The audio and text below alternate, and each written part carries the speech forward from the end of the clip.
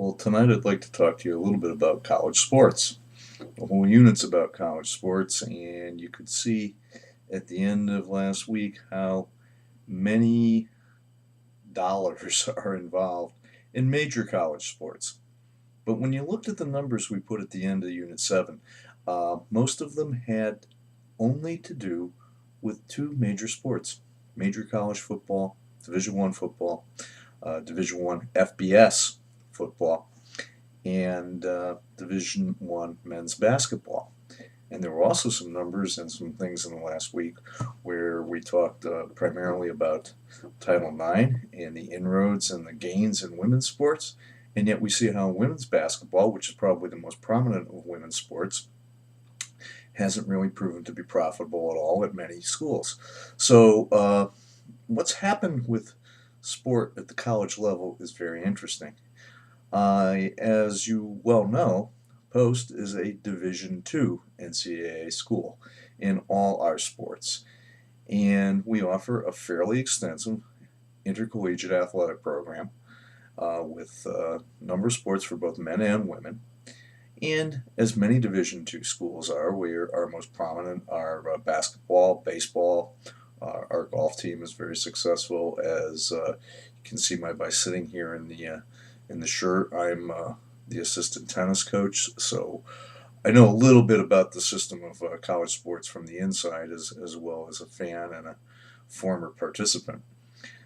The interesting thing about it is Division II schools, sport is an expense. It's not a revenue maker.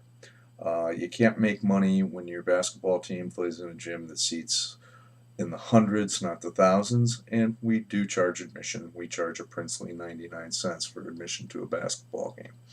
Doesn't cover any costs at all. Our other games are free. It's an expense. Is it worth it?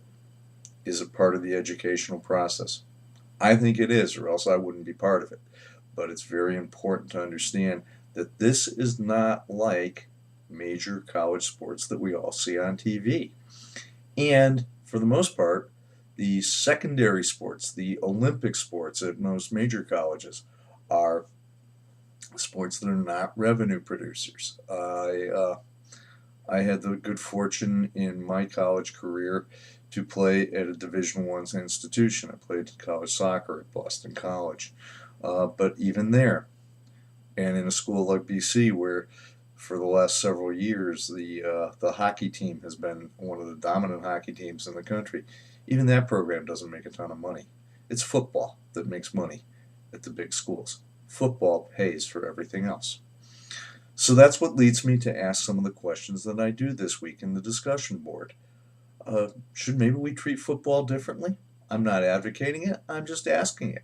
What's out there? What's out there in your mind?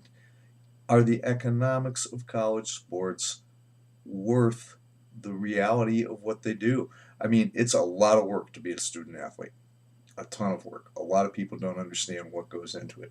But basically, when you're with the program in the NCAA, we've had to mandate what you can do. But during a student athlete's season, we can work with that student athlete up to 20 hours a week. 20 hours on top of everything that they should be doing as a full-time student. This is pretty demanding. This is way beyond what a lot of people think of when they look back at their recreational activities or maybe their background as a high school athlete. And even during the off season, we as coaches can work with the students for 8 hours a week. It's a lot of time. It's a lot of commitment. Playing a college sport is essentially really a full-time year-round commitment. So again, I ask us to, when we're reading the materials this week and looking at some of the questions I'm going to be asking, what are the realities? What are the economic realities? What are the educational realities? What should we be doing? And that's the way I'd like you to consider it. It's a very touchy subject with a lot of people because, again, I want to go back to something I said a few minutes ago. We only see on TV the big time. These are things that, this is what sells the shirts. This is what gets the donors. This is what causes name recognition. I will be the first to tell you that most of the colleges I know about and knew about back when I was a student, and even now, I probably heard of first on the sports pages. College athletics is a big part of college life.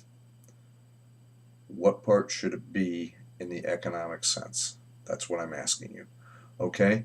Now, there'll probably be some more video material later in the week. I'm sorry I didn't quite get to it last week. I was having some technical issues. Please, please get your papers done on what you need to be looking at for the assignment where you're the consultant of the league. That's something I really want to see. But look for more later this week, but consider this the opening shot. Look at the material from Chapter 11 in Leeds and von Allman.